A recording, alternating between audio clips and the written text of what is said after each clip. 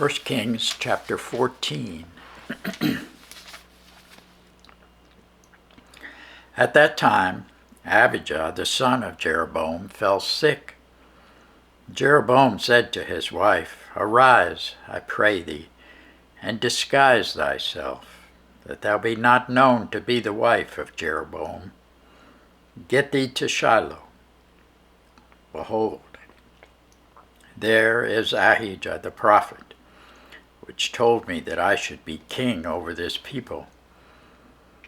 Take with thee 10 loaves, and cracknels, and a cruse of honey, and go to him. He shall tell thee what shall become of the child."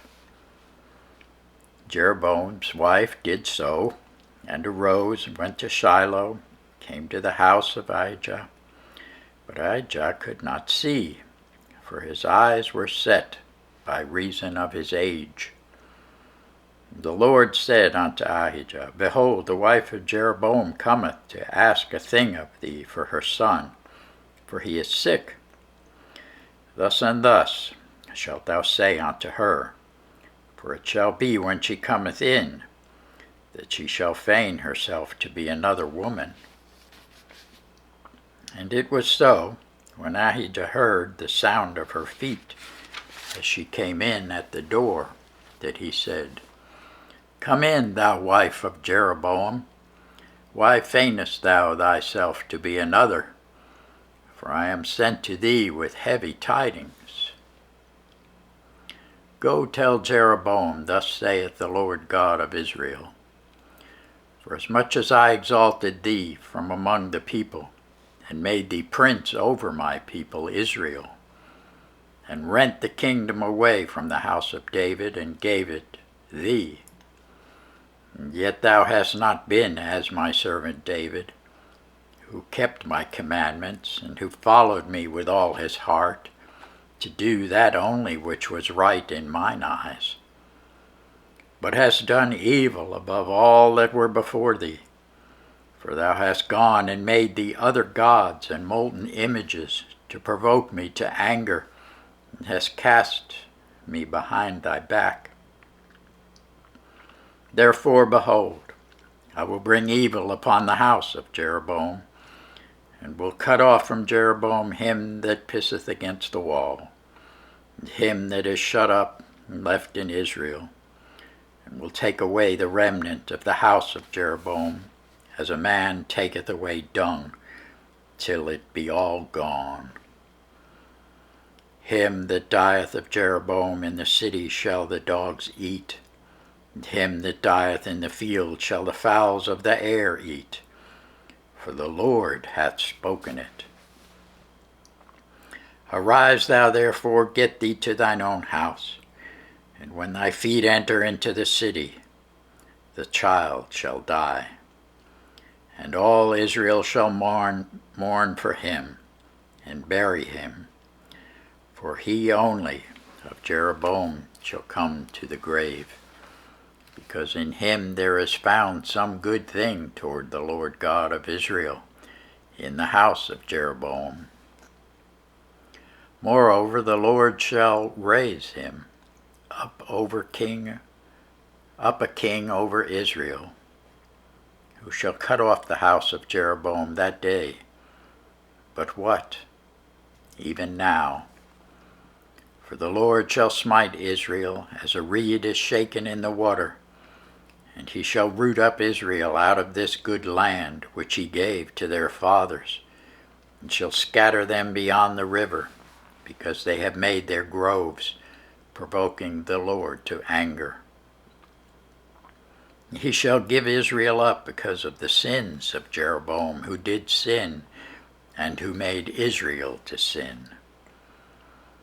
And Jeroboam's wife arose and departed, and came to Tisra, and when she came to the threshold of the door, the child died. They buried him, and all Israel mourned for him, according to the word of the Lord, which he spake by the hand of his servant Ahijah the prophet. The rest of the acts of Jeroboam, how he warred and how he reigned, behold, They are written in the book of the Chronicles of the kings of Israel. The days which Jeroboam reigned were 22 years, and he slept with his fathers, and Nadab his son reigned in his stead. Rehoboam, the son of Solomon, reigned in Judah. Rehoboam was 41 years old when he began to reign, and he reigned 17 years in Jerusalem, the city which the Lord did choose out of all the tribes of Israel to put his name there. And his mother's name was Naamah, an Amorite. And Judah did evil in the sight of the Lord, and they provoked him to jealousy with their sins which they had committed, above all that their fathers had done. For they also built them high places, and images, and groves on every high hill, and under every green tree. There were also Sodomites in the land. They did according to all the abominations of the nations which the Lord cast out before the children of Israel. And it came to pass in the 5th year of King Rehoboam that Shishak, king of Egypt, came up against Jerusalem. He took away the treasures of the house of the Lord, and the treasures of the king's house. He even took away all, and he took away all the shields of gold which Solomon had made.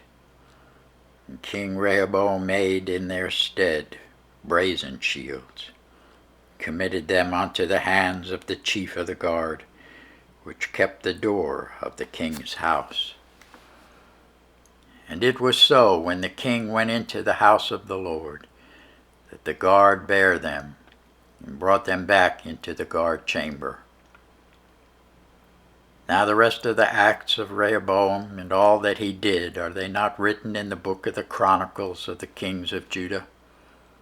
And there was war between Rehoboam and Jeroboam all their days. Rehoboam slept with his fathers and was buried with his fathers in the city of David. And his mother's name was Naamah, an Amorite.